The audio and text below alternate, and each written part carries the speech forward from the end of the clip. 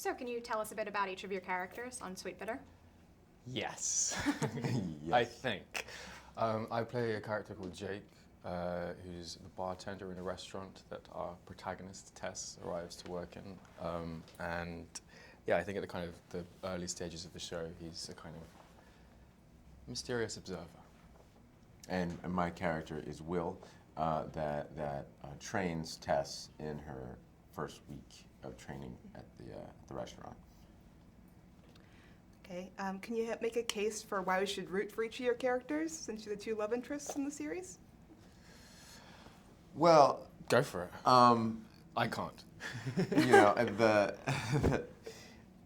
the character of Will is very generous in who he is towards Tess. He has an affinity for her that I think he truly does want her to.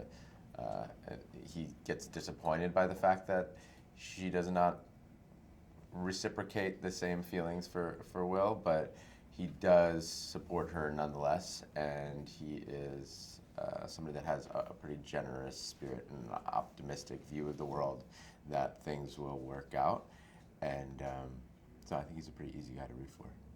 I think with Jake, I mean, I don't think it's important necessarily to root for a character. I think it's important to be interested in them, and like I think he's someone who has a lot of pain for reasons that we don't yet understand, and so I think it's you might want to learn about him as the time passes.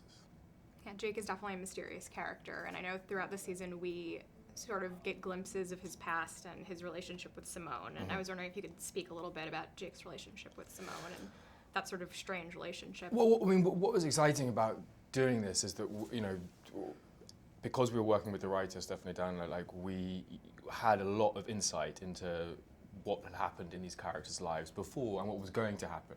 But whereas the show itself, we kind of view the season that we view as a pilot in which you're kind of introduced to the characters and our stories are not necessarily articulated in a way potentially they would in a traditional opening season.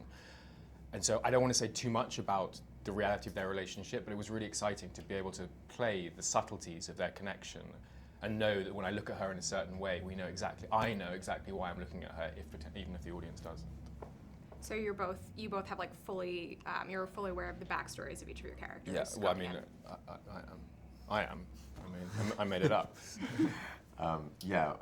You know, it's amazing to have the author of the book on set all the time to be able to ask those questions as to who this character is based on and what the backstories are, and they really, it's just Steph and Stu were fantastic in giving us the ability to come in and ask questions at any point. So it was a pretty easy process to develop a backstory.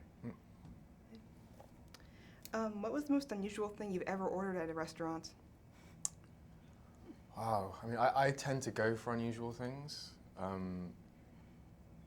because I'm an idiot. I don't know. What's regarded as unusual in this country? I think I had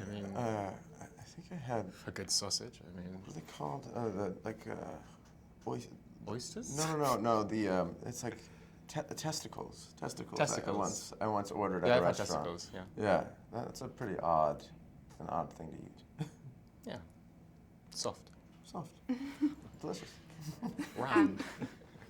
So I had read that you guys had to go through, maybe not so much your character, but you had to go through server training to sort of like get in character as these, you know, fine dining servers. So what was the most difficult thing to master in that for you? Well, luckily I had plenty of experience. I had worked at many restaurants throughout my life leading up to the show. So I had a pretty easy awareness of what was to be expected at a fine dining restaurant. So it kind of came naturally. Yeah. And then you didn't really have to do. Well, I did bartender training, which means that I can mix an incredible martini out of 3 different types of still water. An important skill. Yeah. Useless, but looks good. Okay. Well, thank you so much for your time. Thank you. Thank you. Thank you so much. Very good.